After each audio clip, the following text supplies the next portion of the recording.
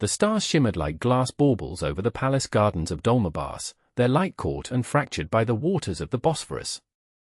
In the silences between the lapping waves, a different rhythm emerged, soft, purposeful footfalls against marble. Each night, they came, so reliable that Piers Talbot had begun to arrange his rounds to coincide with them. Piers had been head gardener to the Imperial Ottoman household for 7 years. An Englishman by birth, he had come to Constantinople following the Crimean War, a restless veteran seeking purpose after the blood-soaked fields of Balaclava. Sultan Abdulmecid had been modernizing his empire, and Piers's botanical knowledge, gleaned from his father's nurseries in Kew, had secured him a position tending the palace's vast gardens. Tonight, as on every night for the past 3 months, he kept to the shadows of the cypress trees and watched. She emerged from a side entrance, a wisp of a figure wrapped in a loose robe, her dark hair bound tightly at the nape of her neck. The small pavilion near the rose garden was her destination, an octagonal structure of white marble with delicate columns and arched windows that caught the moonlight. Inside, she would light a single lamp, and then the magic would begin. Penelope Fairchild had come to Constantinople as companion to Lady Grantham, wife of the British ambassador. At 23, she was considered nearly unmarriageable by London standards, too bookish, too serious, too contained. The daughter of a disgraced cavalry officer who had died in debtor's prison, she had been taken in by distant relatives and trained for the only respectable position available to a gentlewoman of reduced circumstances, companion to the wealthy. What no one in Constantinople's European diplomatic circles knew, what no one had known since she was a child, was that Penelope had once dreamed of dancing. Before her father's disgrace, before the creditors and the shame and the sudden, suffocating poverty, there had been ballet lessons with a stern French instructor in London. For 3 precious years, she had lived in the world of plies and arabesques, her body learning the language that her heart seemed born knowing. Piers watched as she removed her robe, revealing not a nightgown but a peculiar garment, a bodice and skirt of faded muslin that she must have sewn herself, modelled after a dancer's costume. She placed her hands on the marble railing that encircled the pavilion's interior and began her ritual of stretches. He had first discovered her by accident, making his night rounds to check the irrigation during a particularly dry spell. The sight had frozen him in place, this proper English lady, whom he had glimpsed at diplomatic functions, transformed into something otherworldly, moving with a grace that seemed to defy the very gravity that bound mere mortals to earth. Tonight, as she rose onto the tips of her toes, arms extended in perfect curves above her head, Piers felt the familiar ache in his chest, a mixture of wonder and longing and something deeper that he dared not name. "You're breaking protocol again, Mr. Talbot," came a voice behind him, and Piers nearly leapt from his skin. Ibrahim, the head of palace security, stood in the shadows, his dark eyes amused. The Turk had become something of a friend to Piers over the years, an unusual friendship between a Muslim officer and a Christian gardener, but one forged through mutual respect. "The irrigation system," Piers began, but Ibrahim waved a dismissive hand. "Save your excuses for someone who might believe them. This is the 3rd time I've found you here this month." Ibrahim's eyes drifted toward the pavilion. "She dances beautifully." Piers felt his face burn. "You know." "Of course I know. It is my business to know everything that happens in these gardens." Ibrahim's expression grew serious. "But the Sultan's youngest wife has complained of spirits in the garden at night. There are rumors among the harem women. If others discover her?" The implications were clear. Unchaperoned Western women were viewed with suspicion in Ottoman society. For Penelope to be discovered alone at night, engaging in an activity that could be interpreted as sensual or immodest, the diplomatic incident alone would ruin her. "I'll speak to her," Piers said. Ibrahim raised an eyebrow. "That would compromise her further." "Then what do you suggest?" The security officer considered for a moment. "The old gardener's cottage near the western wall. It's unused since you took the quarters closer to the greenhouse. It's far from prying eyes, with thick walls. I will ensure it is unlocked and that my men avoid it during night patrols." Piers's throat tightened with gratitude. "Ibrahim, I was young once," the officer said simply. "And Allah created beauty to be witnessed. He melted back into the shadows, leaving Pierce alone with his thoughts and the distant figure of Penelope, now spinning in a series of perfect, dizzying turns that made the moonlight fracture around her. The note appeared the following afternoon, tucked beneath a potted orchid that had been delivered to Lady Grantham's residence. Penelope found it while arranging the exotic bloom in her employer's sitting room. Asterisk for the lady who dances with the moon. The spirits you conjure have been noticed by the harem. For your safety, might I suggest the abandoned gardener's cottage by the western wall? The door will be unlocked from midnight until 3. Your secret remains safe with those who value beauty. Asterisk there was no signature, but the note was written on the back of a garden supply invoice. Penelope's hands trembled as she read it, her face draining of color. Someone had seen her. Someone new. For 3 months, she had stolen away when Lady Grantham retired early or attended evening functions without her. The pavilion had become her sanctuary, the one place where she could remember who she had been before life had closed its doors on her dreams.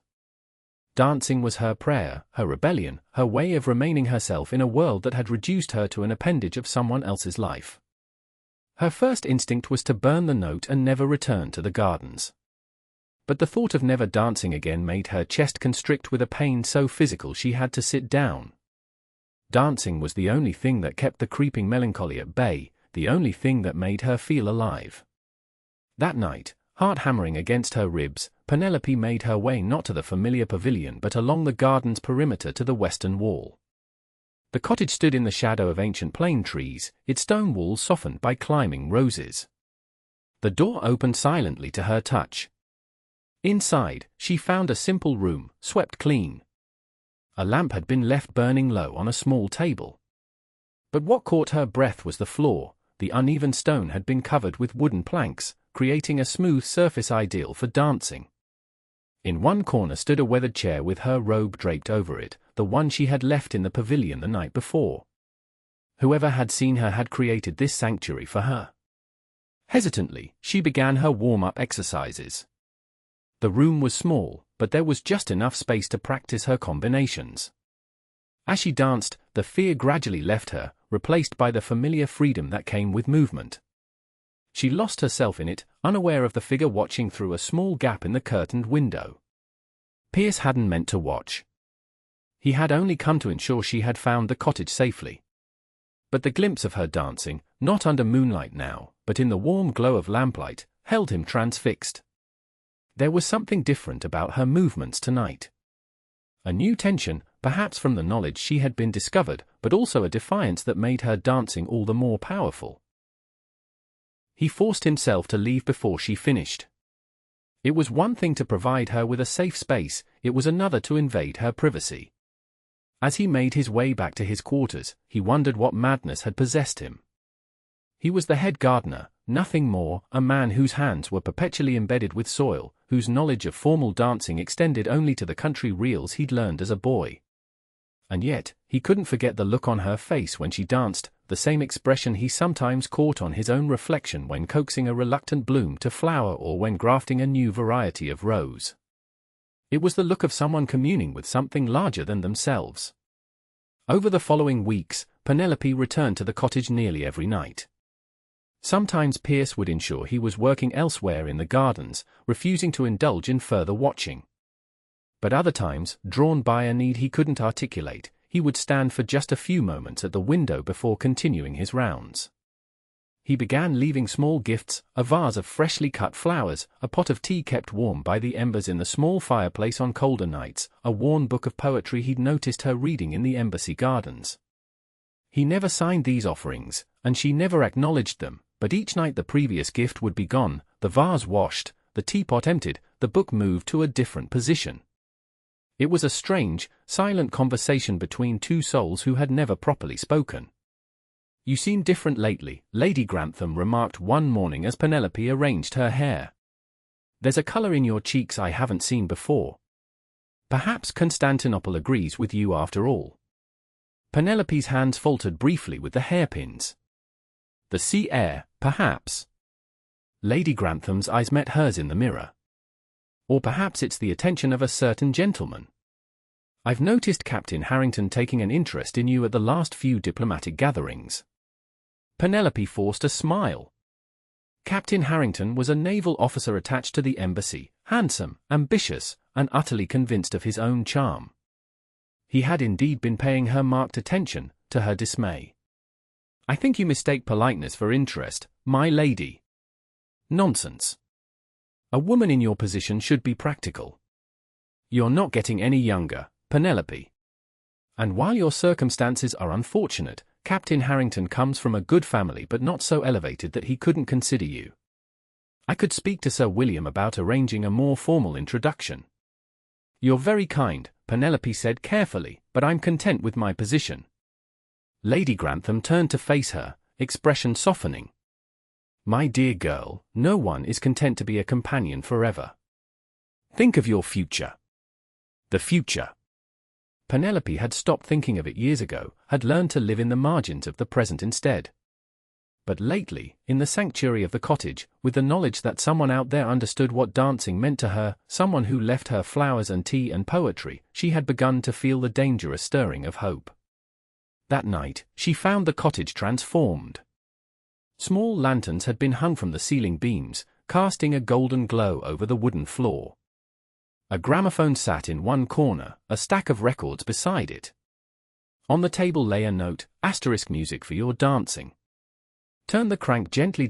* With trembling fingers, Penelope placed the first record on the gramophone and carefully wound the mechanism.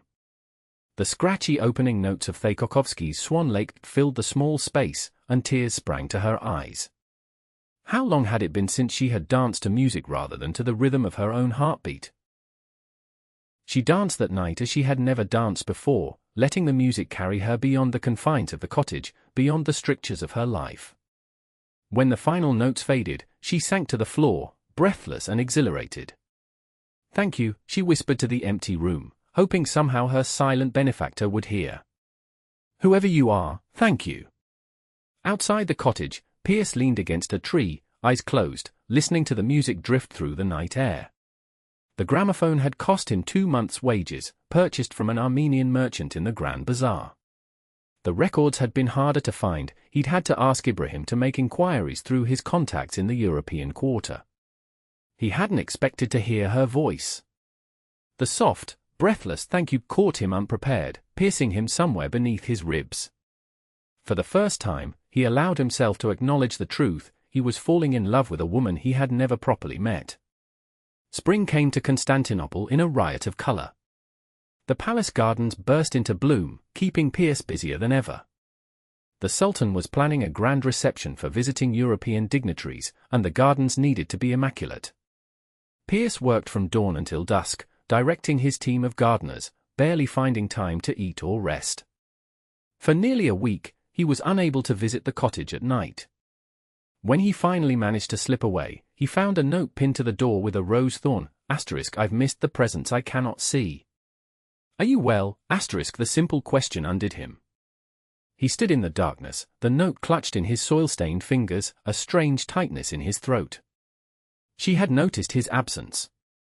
She had worried. Before he could think better of it, he took a pencil from his pocket and wrote on the back, * The garden demands much with spring's arrival. But I think of you dancing, even when I cannot be near. * He slipped the note under the door and hurried away, his heart pounding like a schoolboy's. The next night, another note waited, * I would like to thank you properly.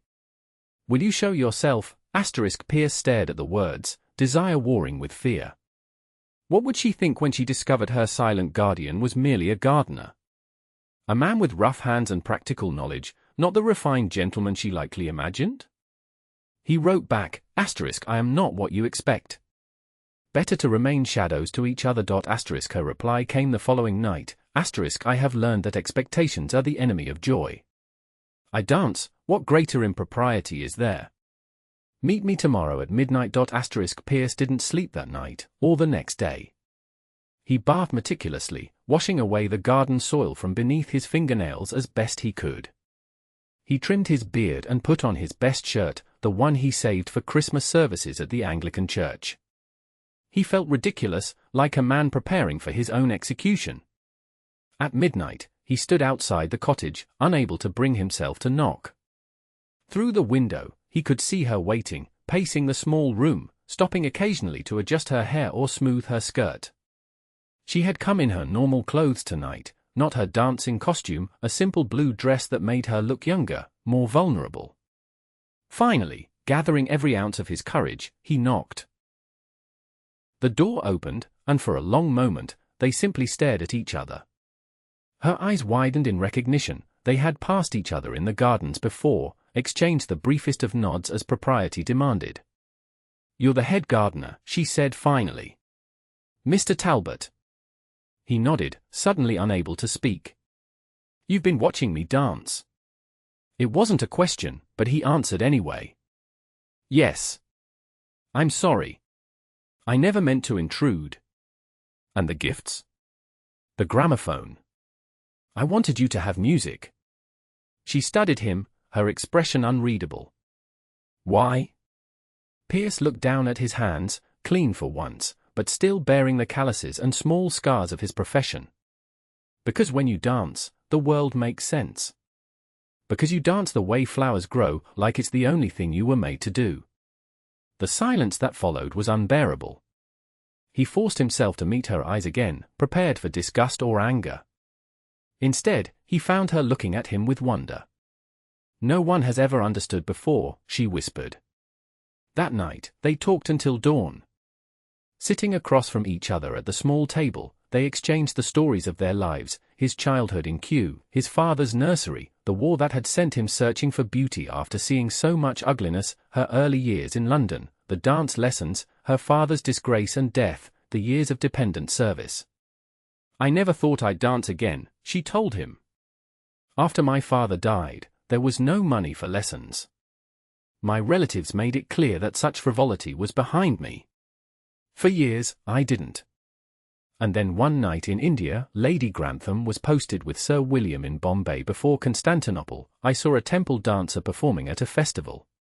She moved as if her body were telling the entire history of the world. I went back to my room and tried to remember my old exercises. It was like finding a piece of myself I thought was gone forever." Pierce understood lost pieces. The war had taken parts of him he'd never recovered, his easy laughter, his trust in human goodness, his belief in God. Only in the patient work of growing things had he found fragments of himself again. "Will you dance for me?" he asked suddenly. "Not watched through a window, but here. Now." She hesitated only briefly before rising. "Wind the gramophone." As the music began, Penelope closed her eyes. For a moment she stood perfectly still, letting the notes wash over her. Then she began to move, and Pierce forgot to breathe. Seeing her dance from a distance had been one thing. Watching her here, close enough to see the emotions play across her face, the precise control of each movement, was another experience entirely. She danced not with the rigid precision of the ballet he had glimpsed in London theatres, but with something more personal, as if translating the music directly from her heart to her limbs. When she finished, they were both crying. "I never want to stop seeing you dance," he said simply. She came to him then, reaching out to touch his face with trembling fingers. "Then don't." Their first kiss was hesitant, a question asked and answered. The second was a conversation, deep and searching. By the third, they were making promises neither spoke aloud. The weeks that followed were a suspended dream. Each night, Penelope would slip away to the cottage, and Pierce would be waiting. Sometimes they would talk for hours, other times, she would dance while he watched, his gaze a tangible thing that seemed to lift and support her. And always, there were the moments of discovery, the taste of his skin, the feel of his gardener's hands, gentle despite their strength, the way he whispered her name like a prayer. But reality waited at the edges of their sanctuary, patient and unyielding. "Captain Harrington has asked Sir William for permission to court me formally," Penelope said one night as they lay tangled together on the narrow cot Pierce had moved into the cottage. "Lady Grantham is ecstatic." Pierce's arms tightened around her. "And what did you say?" "That I needed time to consider." She pressed her face against his chest, breathing in the scent of him, earth and green things and the rosewater soap he'd taken to using. "I can't stall forever, Pierce." Without a reasonable excuse, refusing him would raise questions. They had spoken before of the impossibility of their situation. An English gardener, however respected his position, could not openly court a lady, even one in reduced circumstances. The diplomatic community was small and rigid in its hierarchies. Lady Grantham would dismiss Penelope immediately if she discovered her involvement with someone so far beneath her station. "Come away with me," Pierce said suddenly. "We could go to Smyrna, or Athens.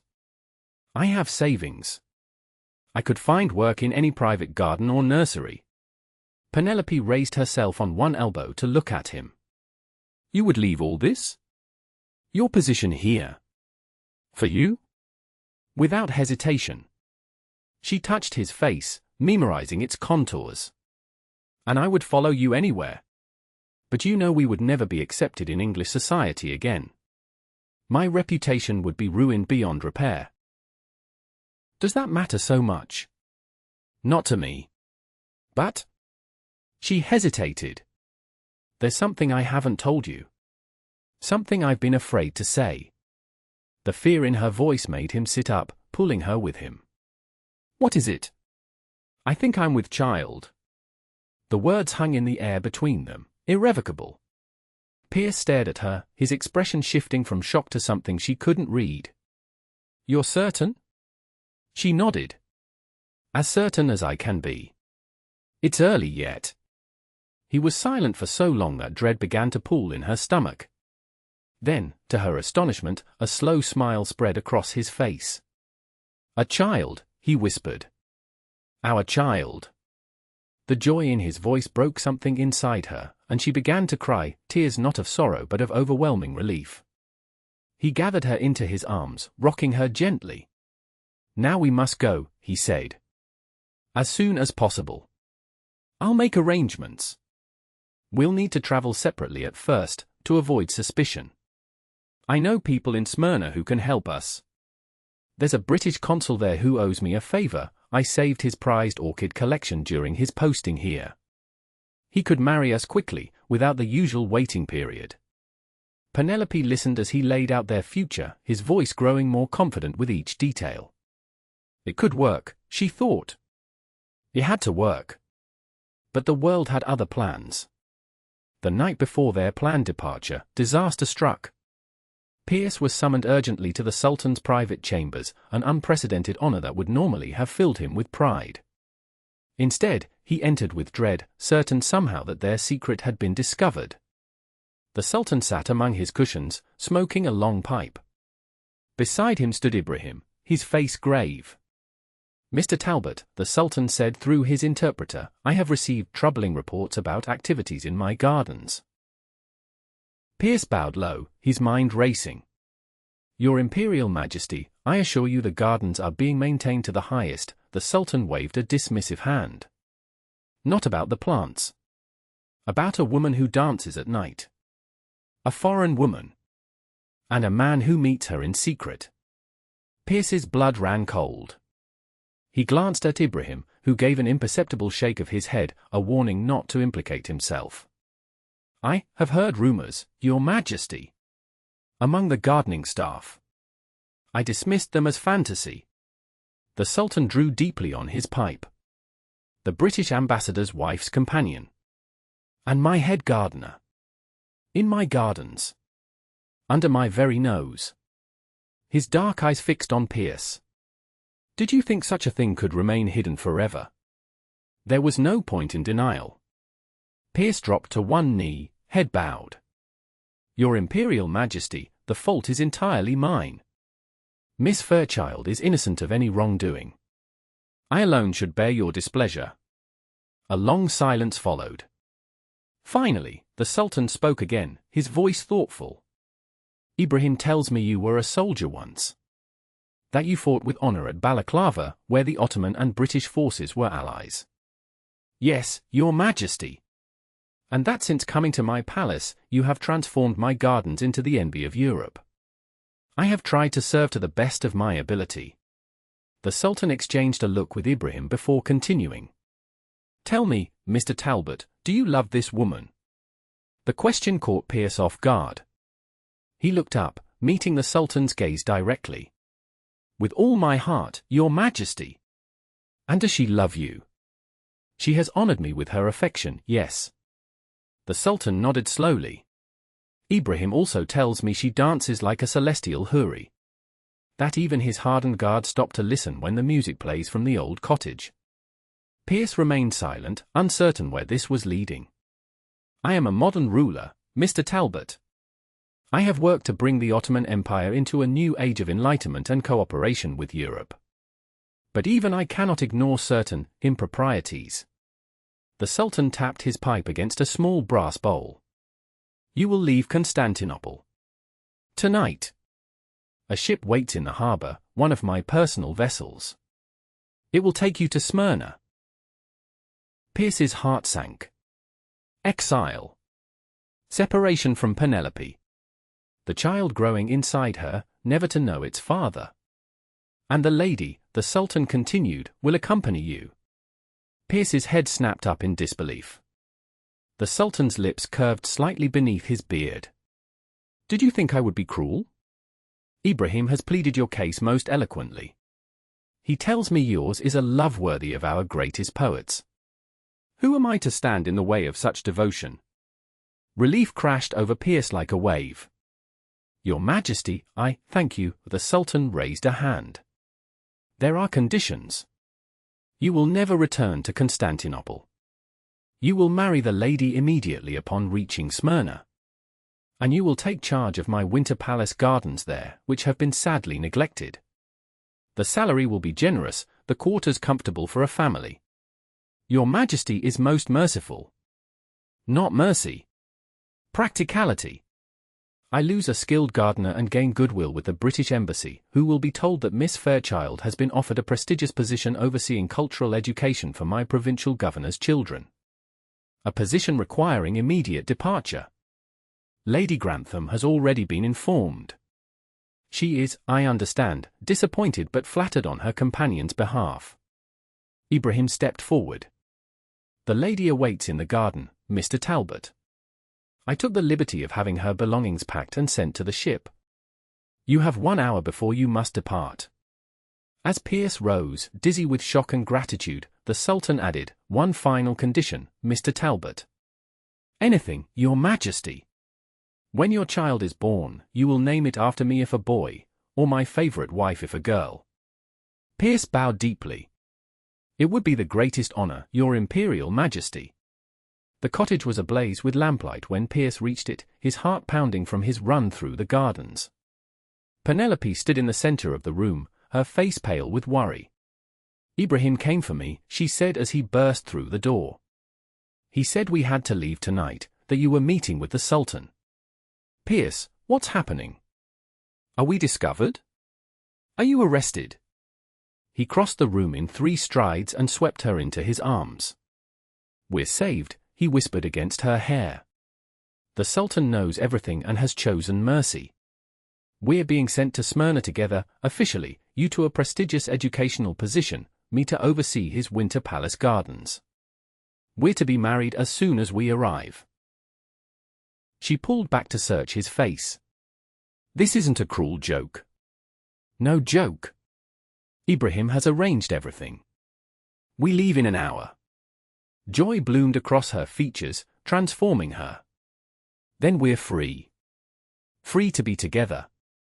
Free to raise our child. Free for you to dance whenever you wish, without hiding. She laughed, a sound of pure happiness that Pierce knew he would spend the rest of his life trying to evoke. I never imagined, when I first started dancing here, that it would lead to this. Pierce took her hands in his. Dance with me now. One last dance in this place where we found each other. But you don't dance. He smiled. Then teach me. We have the rest of our lives for lessons. Penelope wound the gramophone and placed the needle on the record.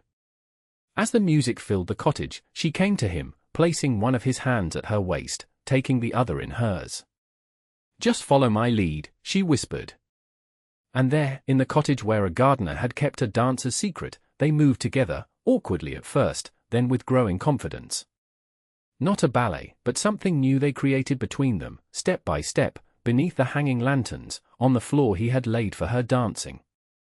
Outside, the gardens of Dolmabah's palace stretched to the waters of the Bosphorus. Tomorrow, those waters would carry them to a new life. But tonight belonged to this moment, to the music, to the dance, to the miracle of being fully seen and completely loved.